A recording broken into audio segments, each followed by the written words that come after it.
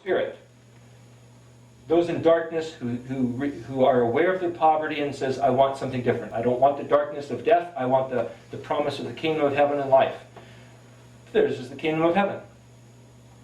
Now, in the darkness, all you know is that you're beaten and whooped. Once you come into the kingdom and you go, I didn't know this. They didn't tell me about the Shabbat. They didn't tell me about the festivals. They didn't tell me about the ways of life. What have I done with my life? Blessed are they who mourn, for they will be comforted. How comforted? Shown the truth. Blessed are the meek. When you realize it's not by my merit, but it's by His grace, His gift that He gives us, His stuff, His cleansing, His calling us His own, His filtering, His forming on the potter's wheel. Blessed are the meek, for they shall inherit the earth. That's the day that the earth was brought forth. He says, heaven and earth are mine, and I give it to whoever I choose. Blessed are those who hunger and thirst after righteousness, for they shall be filled. Like the shofar is filled with breath, the menorah is filled with oil to bear fruit. Blessed are the merciful, for they shall receive mercy. I'm watching you. The way you treat one another is the way you will be treated. Like a pendulum that swings, that's what you've done, it comes right back. Evil for evil, blessing for blessing. Blessed are the pure in heart, for they shall see Elohim. Ark of the Covenant, meaning the altar of incense, was right in front of this side of the veil. The Ark of the Covenant was on that side of the veil. When the veil's parted, you see right into the place of the presence of Elohim, of the Almighty. The pure in heart, the ones who, as sweet incense before Him, talk with Him, walking humbly with Him. For they shall see Him.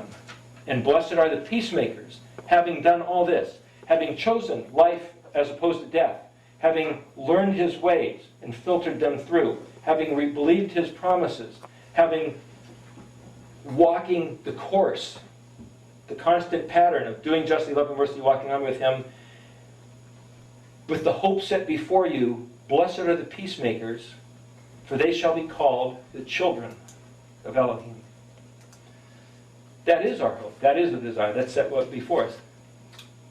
That's the Beatitudes. After this, see this, the kuf throws you back into the darkness. Not only to take you up into the other elevation, but it's this overview that also throws you back around. So this whole thing is like this wheel, right? Throws you back out there, where you're back in the midst of the daily life, where he says, blessed are they who are persecuted for righteousness' sake.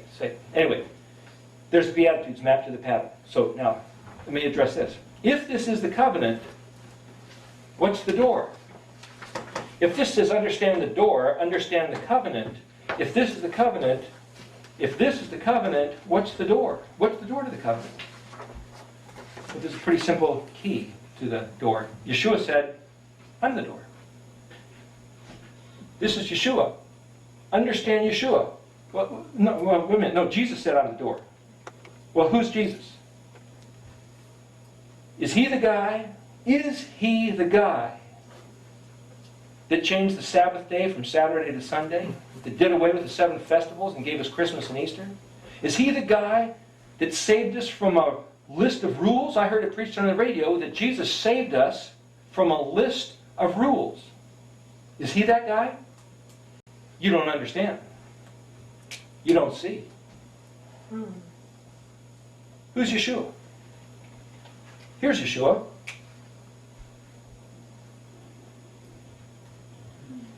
The Ruach HaKodesh is Yeshua. He follows the orchestrated, prescribed, holy, kadosh path of the wind, as it were, the breath of the Almighty. If that's Yeshua, then you see that this is the catch-22. As in the 22 letters of the Hebrew alphabet. That if you understand Yeshua, you'll understand the covenant. If you understand the covenant, you'll understand Yeshua. But if you don't see them both, you have neither. If then, to understand the door is to understand the covenant, after that we can what? Kuf Zadi. After that we can Zadi. After that we can do righteousness. Because what is righteousness? Doing the covenant just the way Yeshua told us to. which includes the Sabbath day and the festivals, doing justice, loving mercy, not doing away with the list of rules, but embodying the list of rules and letting them shine like the menorah and be as in your face as the shofar sound is to your ear, piercing the ear to the glory of Elohim. Kavod, as I think, I think that starts with a kaf. Kaf bet dalet. Kavod. I gotta look that one up. But the point is, depending on how you spell it, it's the letters bet dalet mean alone or unique. As in, Adam was made and it wasn't good, it wasn't tov for Adam to be alone. The word alone is bet dalet vav, bado. It wasn't good that he was bado.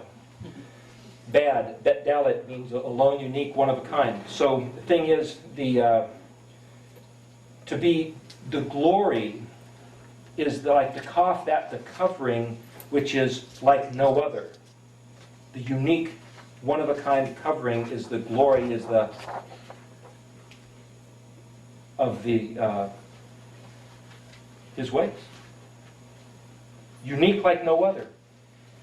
If this is the meaning of the alphabet, we're going to go to a break here in a minute. And we're going to go to the rest of Daniel and start looking at the verses and the words and say, applying this methodology, how do you take every word?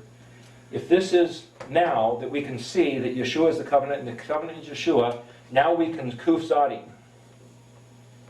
And if we can do that, then we can look at every other word in Daniel and say, what is it telling us? And I'll start off by reading the translation I have, and then we can tell you how you got there. So you'll see where this goes, because it just gets pretty weird compared to what we think it says.